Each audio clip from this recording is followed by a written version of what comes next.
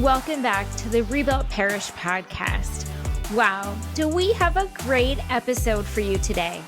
As we wrap up our Grow Deeper anchor, we've brought in two partner parish leaders from St. John Vianney in Walnut Grove, California. You're going to get to learn all about helping your parishioners share their faith. And I can't wait for you to learn from Liz and Marianne and the creative way that they're supporting their parishioners and helping them share their faith. They're giving them a great opportunity for faith-based discussions, and I just know you're going to love it. Make sure to stick around till the end so you can hear the free resource that we've got in store for you today. Welcome to the Rebuilt podcast. Thanks. Thank you for having me. Yeah, thanks and for having us. Yeah. Of course. Well, I'm so excited for the two of you to share your story. When we talk about growing deeper, and part of growing deeper is to share the faith. And for some people, that can be a little bit scary. How do you share the faith? How do you have those conversations? And so when I was talking to the Rebuilt team about what parish out there that is in coaching with us is great at helping people share their faith, I heard, you have got to talk to the team at St. John Vianney because they have this incredible faith cafe. And I just can't wait to hear how it all got started, how you're helping your parishioners share their faith, and just knowing more about it. So as we get started, I'm just going to ask if for each of you to introduce yourselves and just share a little bit about your background and how you got involved with your parish. Sound good? Sounds great. Happy to. All right. Liz, could you go first for us? I'd be glad to. So I've been actively involved in faith formation for about 30 years, but about 9 years ago, Father William Rosario was moving from a parish where we both worked together to, he had been reassigned to St. John Vianney. And he and I had a lot of fun kind of sharing our journey with the RCIA and other adult faith formation programs. And so I was very flattered when he asked me if I would consider making the shift. For two reasons. One, I knew a lot of the people on the St. John Vianney staff, and I had always admired them. But two, because it was closer to home for me, and I was really excited about being able to minister in a parish where I had friends. It was an opportunity I jumped at. And I had also just finished a master's program in pastoral studies, and my emphasis had been on family-based faith formation. So it was an opportunity for me to kind of bring that and to try something new. So I've been here for 9 years, and it's just been a delightful journey the whole time. Amazing. Thank you, Liz. Marianne, how about you? Well, I was born into a Catholic family who raised me and my brothers and my sister Catholic, getting all the sacraments. I drifted away from church, starting in my teen years and through my 20s and 30s. And when I married, we were attending church on a fairly regular basis, about once a month. But it wasn't until we had a number of deaths in the family, and my husband's grandmother had a priest from St. John Vianney come to give last rites. And my husband asked where the priest was from, and he told us. And so my husband tried the church, attended a mass, and he came home and said, "Marianne, I think you're going to love it there." And so I tried it. And on one of the masses, while someone was saying the homily, I was reading the bulletin. And there was a piece in the bulletin that talked about an alpha program with an emphasis on what's my purpose. So both my husband and I were interested in that. We attended it. Liz was the one who ran it, and she had it structured so that when you first arrived, there's some socializing, then a dinner was made, And it was buffet style, and we got a chance to socialize with others in the community. We watched a video, and we had some discussion, and we were able to ask questions about our faith, things that we had maybe learned in our earlier years but didn't remember. So it was a great refresher, or things we didn't know at all. And no questions were out of bounds the way Liz ran the program. And we just enjoyed it so much. And so when the program was over, I wanted to know what's next. And the whole thing just brought me back to the church. I actually started to get to know some people in the community rather than just attending the mass where a bunch of strangers were and leaving. So it brought community to our lives, as well as reintroducing and getting more familiar with God. That is amazing. And Marianne, I love how authentic you were in sharing that story.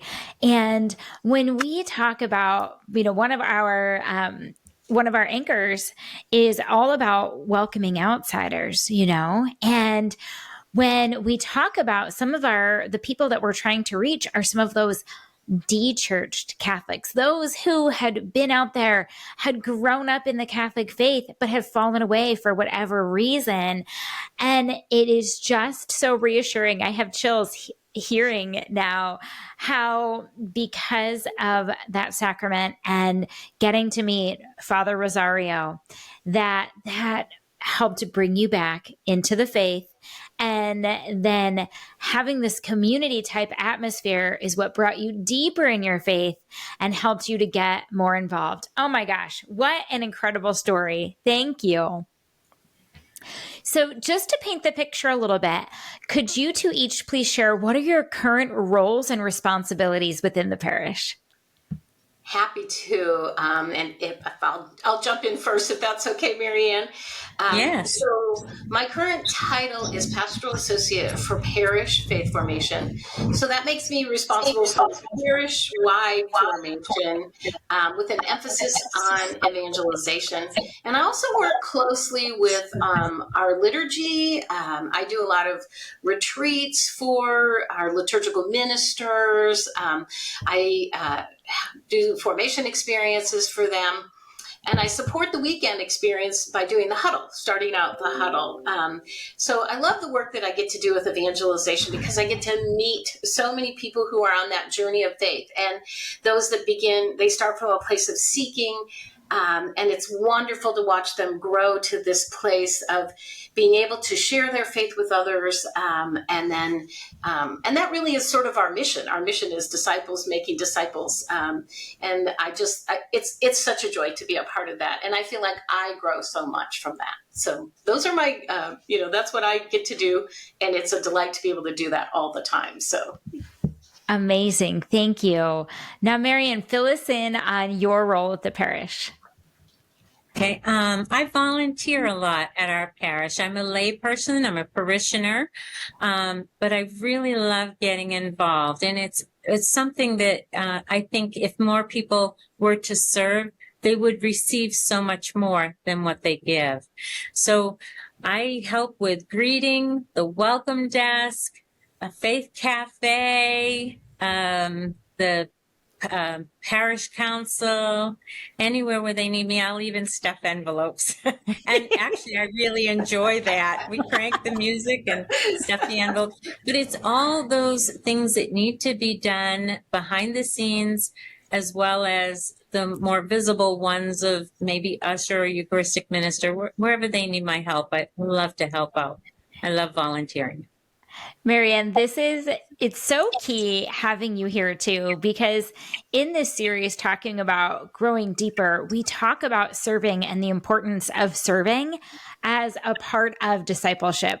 And so for all of our community out there listening, that they're in some of these parish leadership positions, some of them are paid staff, some of them are volunteers, some of them are the pastors.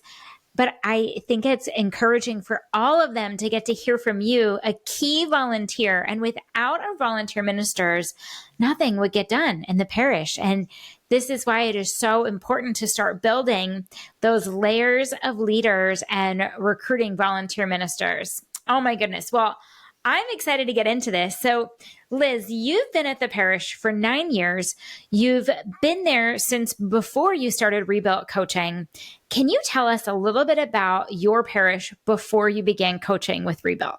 Sure, I'd be happy to. So St. John Vianney has always been a very welcoming community.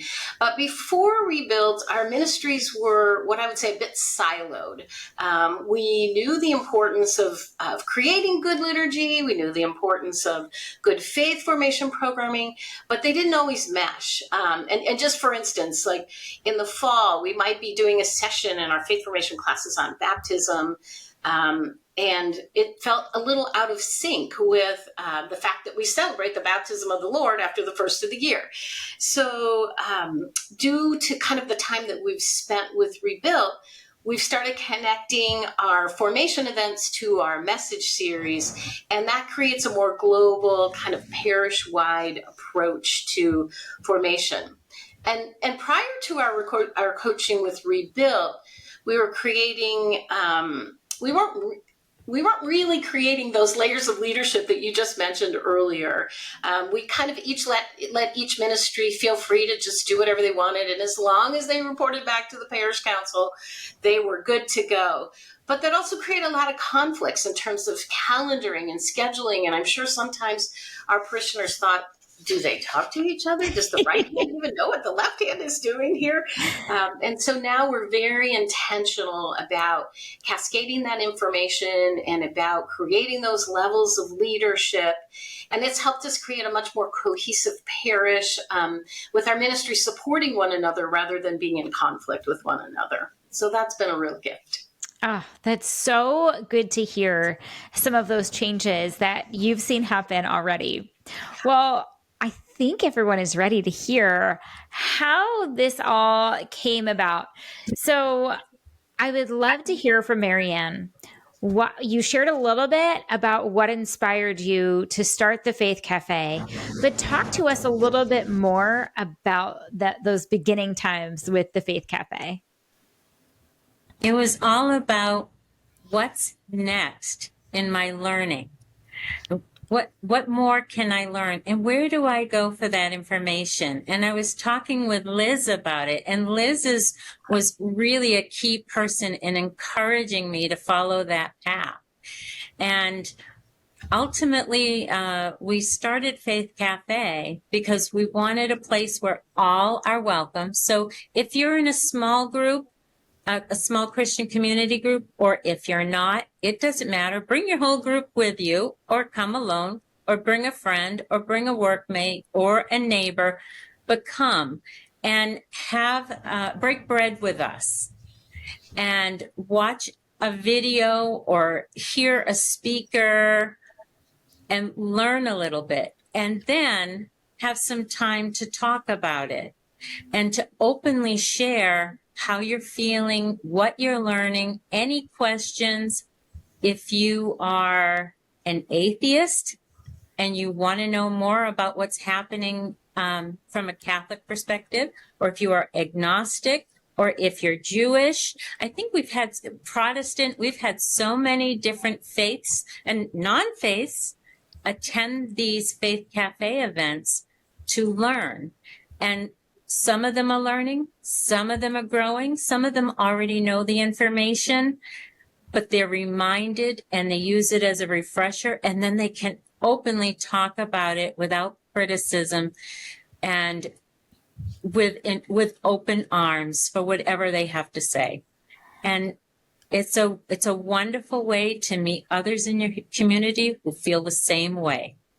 Oh my gosh, amazing. So when you started this, what were your primary goals for the Faith Cafe? What did you have in mind? The biggest thing was learning more about my faith, growing deeper in my faith. You know, having attended Catholic school, I felt like I should know this information, but I didn't. Either I wasn't listening or it wasn't taught. I don't know which one, but I wanted to learn more about the faith. And then I loved the idea that I started getting to know others in our parish. And there was a community. And when I walked into Mass, into the church for Mass on Sunday, I knew a lot of people where Yes. previously I didn't. And I wanted others to be able to experience that community around them, not just strange faces. And so deepening the faith, having a safe place to share our faith, to discuss it, and ask questions, and not have to be any certain religion or knowledgeable about our faith to be able to attend and be involved and grow. What an amazing idea. So, talk to us a little bit about that structure. I know you mentioned there's a video, there's dinner involved, but give us some of those logistics. What time of day? How often do you meet? What does all of that look like? Well, okay, so it's always, so far, it's always been food, video, discussion. I love it. And it's typically been in the evening, though we've added morning programs. And we typically did one video per night, but we've recently made it two, where we start with food and socializing, do a video, have some discussion time, do another video, have some discussion time. And we originally started with long cafeteria tables as we were watching the video, and then we break out and join in a circle for discussion. We've changed that now to make it more small Christian group friendly. So you stay in a table of 6 to 8 as you watch the video. And when the video ends, you have questions in front of you and some guidelines. We read some guidelines for the discussion and some questions. So it's getting to be more small Christian community favored in that direction. And instead of feeding them, we do potluck. Oh, fun. That's a great idea. Potluck has introduced a whole new element of having people participate in sponsoring the event and, and putting it on. And then they talk with each other about recipes, and they build some relationships, not only people they meet at the event, but people they meet after the event.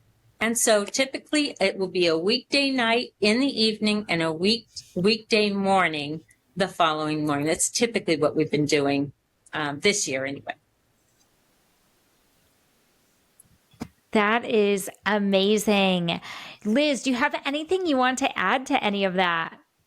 No, just the format of hospitality around food. I mean, once you sit down at a table with somebody, you're friends, and then the formation portion of it, and then the opportunity for faith sharing.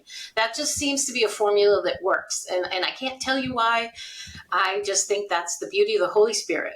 So yeah, it's really great. It's worked really great for us, and Marianne's a master at hospitality, so it's really a treat. So. Yeah. That is incredible. Well, when you talk about how your night goes, that's exactly what we talk about with having small groups, is that you start with that hospitality with, food, serving food and drinks, and then getting that time together, and then turning on the video, then having the discussion, and then that's where the real faith sharing happens. But you're absolutely right. The Holy Spirit's involved in the breaking of the bread, because people are connecting on so much more than just the content. They're connecting on a personal level too. So I think, I love that. Even though it's like you're getting all of your small groups together at one time, rather than having, 10 different small groups meet at different times throughout the week. You're kind of making it simpler for your parish and saying, hey, we'll even do all the heavy lifting, just bring something. I think that's such a great idea. One of the things that I learned along the way is that Jesus did a lot of his teaching over food and drink. And so we're just following that model. Yeah, absolutely. Absolutely. And he taught in small groups. Mm-hmm. That's exactly how he taught. Amazing. Yeah. Well, Liz, this question's for you. And Marianne, feel free to chime in too. But when you have these faith sharing groups, what key principles do you teach participants about sharing their faith? Well, when we talk about faith sharing, presumably what we're talking about is inviting people into a deeper relationship with God. And the best way to do that is to make it personal.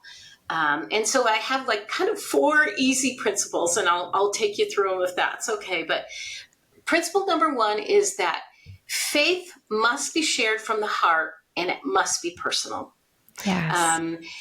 When you're presented with an opportunity to share about faith, it's typically because there's something that someone sees in you that's attractive to them, right? They see your inner joy, your inner peace, and they want to know, how did you come to have that, right? So share the good things that God's been doing in your life. How has he called you? How has he helped you?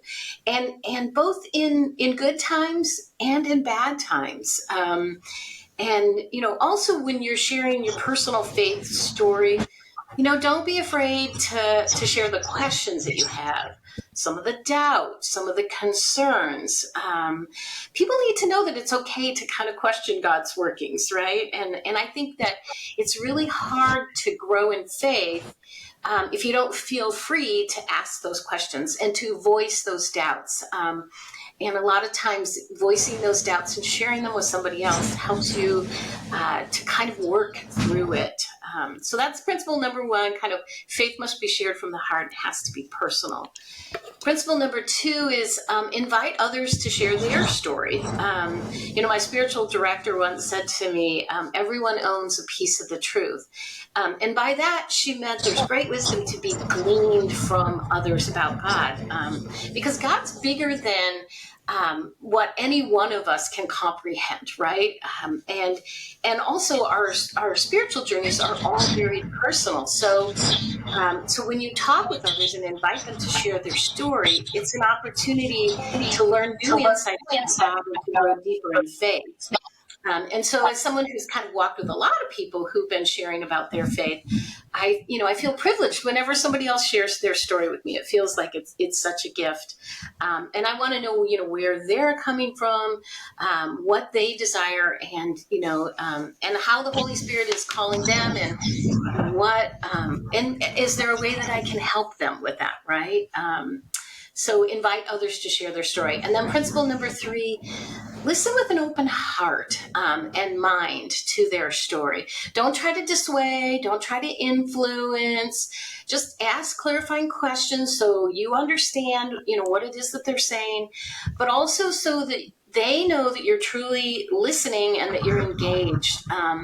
And many people are really eager for a chance to kind of share their story and to share how God is working in their lives. And many people just need that listening ear to encourage them to respond to God's call. And then principle number 4, extend an invitation. I've heard it said that belonging leads to belief, right? So in other words, people grow in faith because they feel part of a community.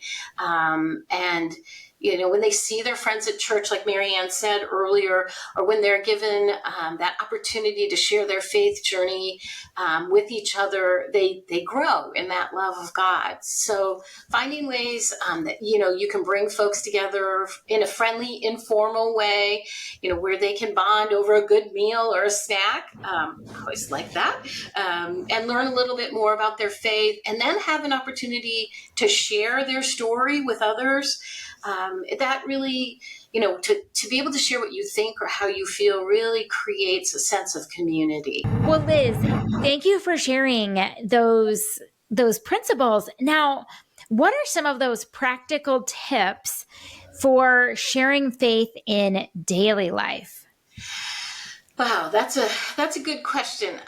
I would have to say that maybe my practical tips are kind of similar to my key principles. That the way to make faith attractive to others is to share the joy that you experience in your relationship with God. It's not important to convert others. That's the job of the Holy Spirit. Instead, find ways to share the good things that God's doing in your life. Yes, that's Yeah. perfect. Yes. Amen, right? Yes. Yeah, when others begin to realize that God's working in your life, they're drawn to you, right? And they will start asking questions. And when they ask questions, then you can kind of gently explore what they think or how they feel. And you'd be surprised at how, given the opportunity to share, a lot of people are going to open up. But you've got to listen with that open heart and that open mind, right? Because we all have something to learn from each other. We each have our own unique relationship with God. And we all have an opportunity to learn something new. But it needs to be done with a sense of respect and a sense of curiosity, right? About what God is doing in that person's life. And when you take an interest in how God's working in other people's lives, that sort of instills a sense of security in them, and it allows them to talk more openly about the things that are going on, and that brings both of you closer to God. So when you feel comfortable sharing your walk with God, and when you allow others to share their own stories, you grow together. And I think there's nothing more attractive than a group of people who genuinely enjoy each other's company and feel safe sharing their story of faith with each other. And I think that's what we're creating in the Faith Cafe.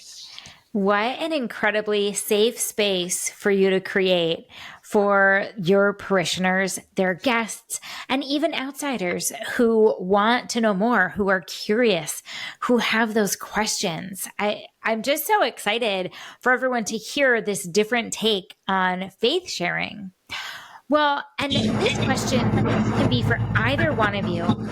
We know that sometimes sharing your faith, there can be obstacles there, whether they're self-imposed obstacles or obstacles from the other person or somewhere outside.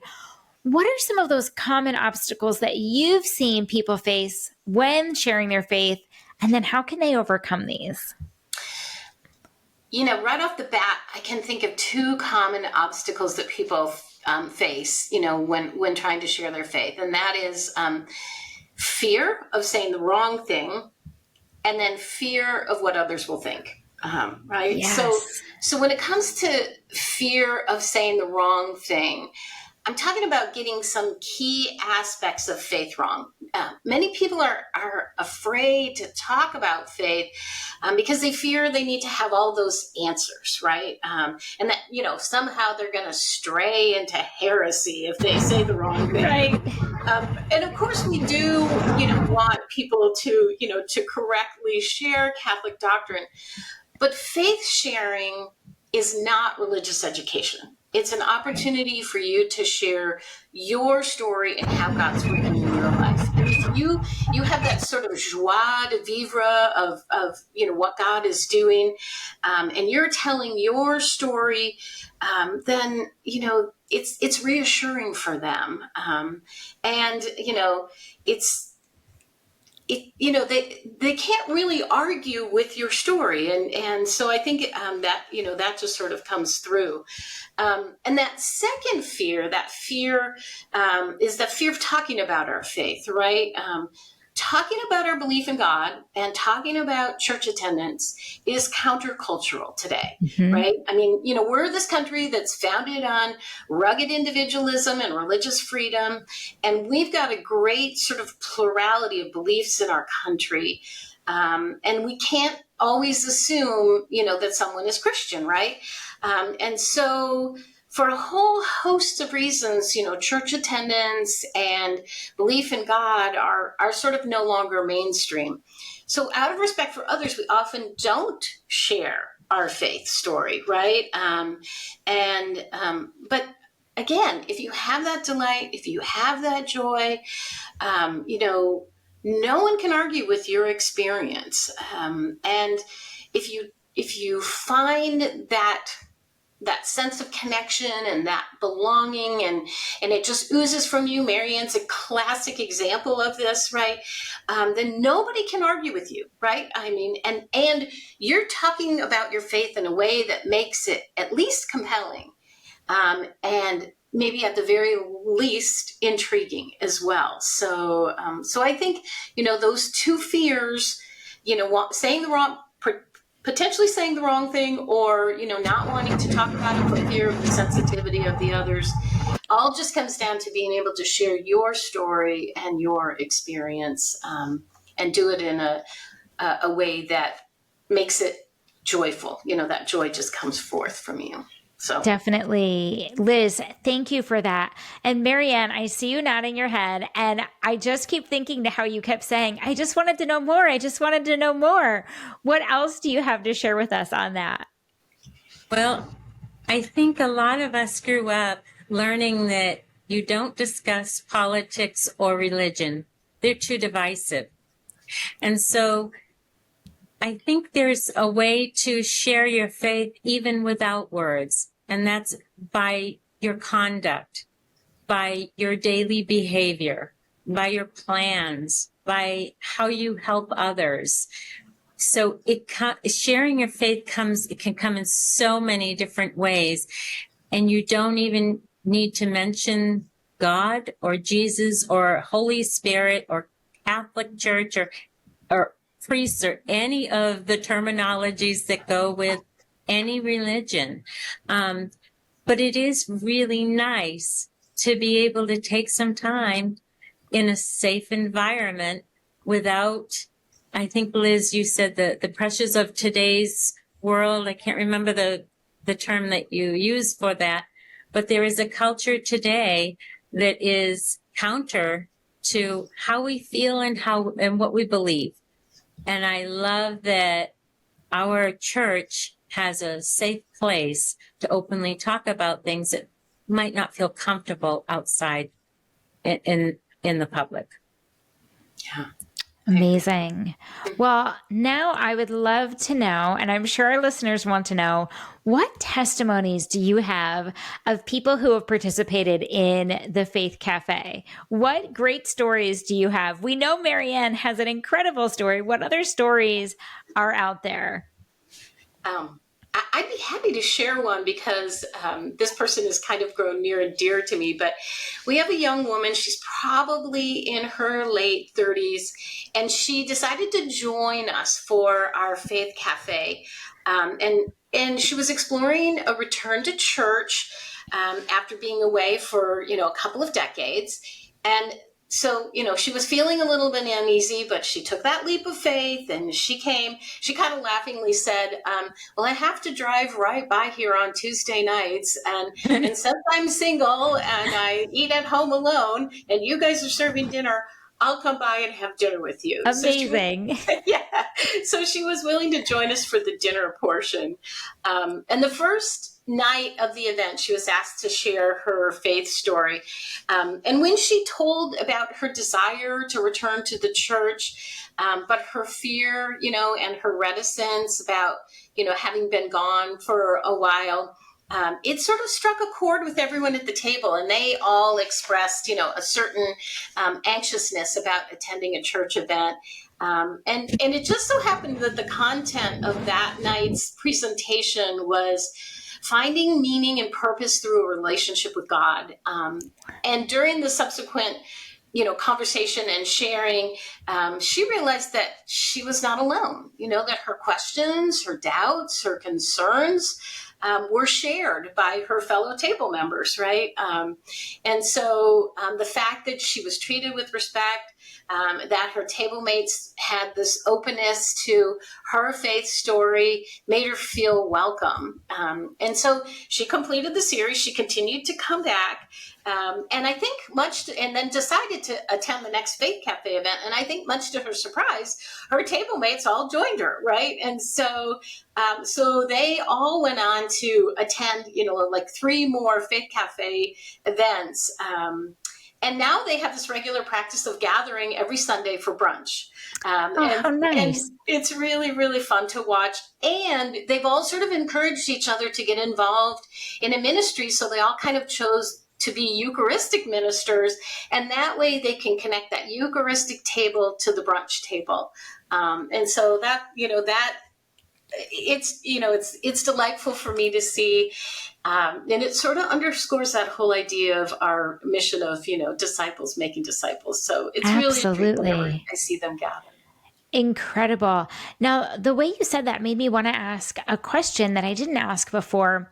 When they come together, so every week you could have some different people that come, right? Do people typically sit in the same table with the same group of people so they're getting to know them, or can they sit anywhere? Marianne, do you want to answer that? They can sit anywhere. They tend to sit in the same tables, and we're at the point where we encourage it because they get to know each other. So we have some tables that are formed, and they check with each other to see if they're going to attend the next Faith Cafe offering, whether it's a series or a single event. And they get to know each other well. They go out to dinner together. Some have formed small Christian communities. We did one event where Liz said, let's divide them into similar traits. Here's a married group. Here's an elder group. Here's a singles group. And they formed small Christian communities out of that. So it's good to see them now walking in and meeting lots of people, but staying tight to a family group that they're creating. That's incredible. Oh my gosh. Well, what have you seen as a whole then from your parish as far as an impact of the Faith Cafe? Wow. Well, we have a lot of parishioners of all ages and household makeups that regularly attend our Faith Cafe sessions. And many of those are involved in ministries within the parish. And I think that desire on their part to grow in their faith stimulates that desire to also come and to minister and to serve. So there's a connection, a correlation between growing deeper spiritually and then that desire to serve. So I think our parish has benefited from the opportunity for this growth and development on their behalf, and that formation has led to transformation and led to further discipleship. So, yeah. Amazing. That's exactly what we want to see, that further discipleship. Well, if you know me at all, I love to also talk about some of those numbers and measurable outcomes. And so I'm wondering, what sort of measurable outcomes have you seen as a result of the Faith Cafe? Well, our Faith Cafe, as I mentioned, is popular with a lot of parishioners. And we have seen our Mass attendance increase by, I would say, 25% from September to May, which is typically the time when we're running our Faith Cafe events. Now, I know that, there are other factors that impact that. But I do believe that offering our folks a chance to explore their faith outside of Mass has contributed to that continued, spiritual growth and has led to their increased involvement at Mass. So I think the opportunity that we're providing for them to be able to come and to gather outside the Mass, because the Mass itself is for worshiping God, but that people do want to connect to each other. And so I think that's what the Faith Cafe does. And I think that's what's contributed to those increases in our numbers over that period of time. A 25% increase in Mass attendance is something to celebrate. That is absolutely huge. Congratulations. Yeah. Marianne, what other wins or successes would you like to share that you've seen from the Faith Cafe? I think it's one more of the items that our parish offers that makes us a very attractive church to be involved in. we're very active. It says these are people who are putting forth their best foot, who are, to help you learn, to help you grow, to help you meet others. This is not a place where you show up once a week, receive mass, and then go home. This is a place where your family is. This is a place where your friends are. This is where your community is. And it's one more of those offerings that our parish is so generous in putting together. So I think it's a wonderful thing. It's one of those things that makes your parish so special and will continue to attract others just the way it attracted you and your husband, Marianne. Mm-hmm.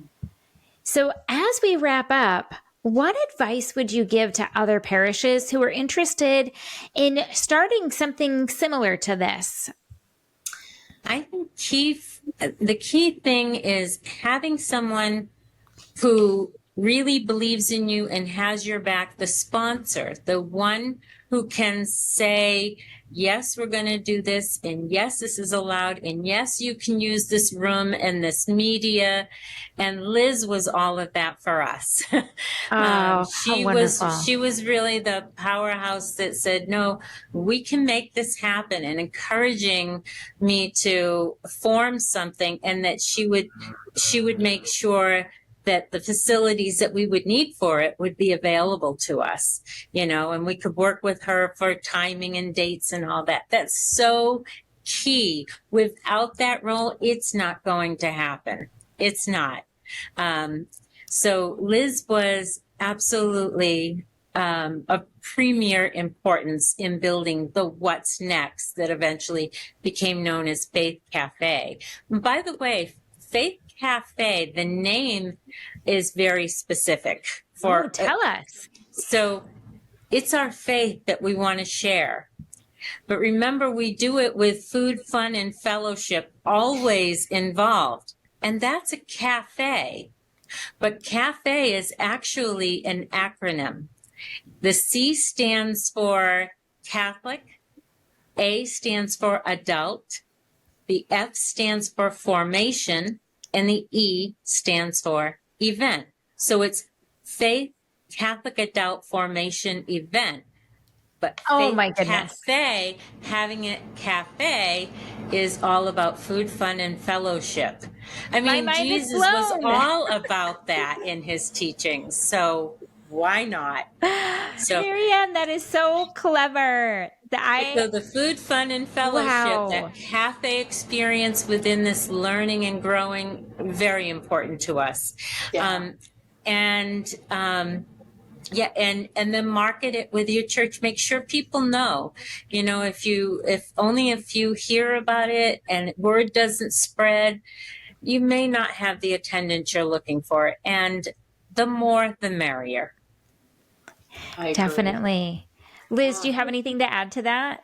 Yeah, I was just going to say that, speaking from personal experience, this initiative would not have been possible without Marianne's partnership and vision. She came to me with this idea, and it was like a light bulb, right? We have to do that. That makes so much sense. And I think the success of the program comes, Marianne just mentioned, food, fun, and fellowship. And that's exactly what it is. The success of our program comes not necessarily from the content that we provide, although we do try to make sure that the content is interesting, but it comes from the fact that people want to gather. They want to come together. They want to see their friends. And then what we discovered was once they come together and they have a good time, then they want to help, right? Yeah. So the whole idea of making this a potluck event came from the people that were involved. And so I think that as we continue, that allows us the opportunity to continue to offer these events, which allows us to offer to a broader cross-section of the parish community and others that want to come from the outside. And so I think, there are, three sort of key elements to this. One is that you've got that person who's just over the top in terms of hospitality, and that is definitely Marianne. Marianne brings, hospitality like nobody's business. And then you sort of need that person that's going to work on the content portion of it, right? And then you need somebody that can help with that marketing. And so I think those three elements are sort of critical. And whether you do that, if other parishes are interested in this kind of initiative, whether they decide to do that and put together a committee, or they just find, three people that, kind of have those different skill sets and want to bring them together, they'll find that those are probably the three critical, essential elements of making it happen. So, yeah. This is so good. When we first learned about this, we realized this is so close to what our small groups are. This is so close to faith sharing groups. It's just like that, taking a big step forward in them and doing that heavy lifting for your parishioners to really help get them started. And it's just so exciting to see this success and how you've changed lives and made an impact in your parish. Do you have any final thoughts on, or encouragement maybe for some parishes who just want to grow deeper in their faith sharing? Wow. I guess very simply, anytime you can connect people in an informal way, with food, Yes. that in a space that encourages them to share, either what they're thinking or how they're feeling, you'll find that people grow in their faith. And I think that goes back to that principle of everybody owns a piece of the truth. They're sharing with one another. They're sort of, I want to say, rubbing off on each other and exchanging images of God. And I think if you can create that hospitable environment where they feel safe, and the way that Marianne has structured that within the Faith Cafe is to give them specific guidelines for those conversations, but that given an opportunity to share, people grow in their faith from the friendships that are formed. And it's that small group element, right? You have to have that small group element, that opportunity for people to get to know each other. And really what happens at Faith Cafes, they talk about what makes a difference, what really has meaning in their lives, right? It's not just about what did you do at work today, but it's about what is my purpose? What is God calling me to, right? The essence of who we are. So I would say anytime you can offer the opportunity for people to gather that way, whether it's in individual small groups and you assist them or you pull them together and then you sort of show them how to do it, it will be successful. Wow. Finding a ministry and serving, so critical. That's a key way to grow in your faith. Definitely. Absolutely. Well, Liz, Marianne, thank you so much for sharing today. Thank you for all that you're both doing in your parishes. And thank you for taking the time to pour into our community here today. And thank you. Thank you for having us. Yeah. Of course, of course. Now, for all of our listeners, as always, we have a free resource for you to help you on this journey of parish renewal. So if you go to rebuiltparish.com/deeper evaluation, don't worry, that'll be in the show notes. We will give you a free guide to help you just take a look at how your parish is doing with growing deeper, and then we'll give you some low-hanging fruit and some great ideas to get that action plan started. Well, thank you both again, and have a great day, everybody. We'll see you soon. Thanks. Thank you.